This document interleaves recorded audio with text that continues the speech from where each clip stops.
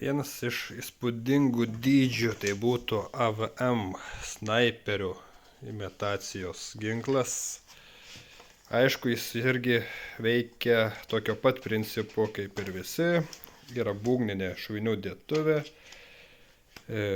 irgi spyruoklinė, veikia automatiniu režimu. Nėra taip, kad jis šaudytų ar stipriau, ar mažiau, nes į jį dedasi vis tiek 7,4 voltų baterija, skirta mūsų jauniesiems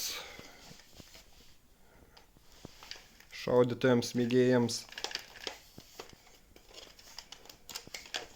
Principas toks pat. Saugiklis išjungtas, galim užtaisyti rankiniu būdu užtaisyti šitą svirtį arba įsijungti automatinį režimą ir šaudo jis automatiniu režimu. Tik jau, aišku, bateriją reikėtų pakrauti.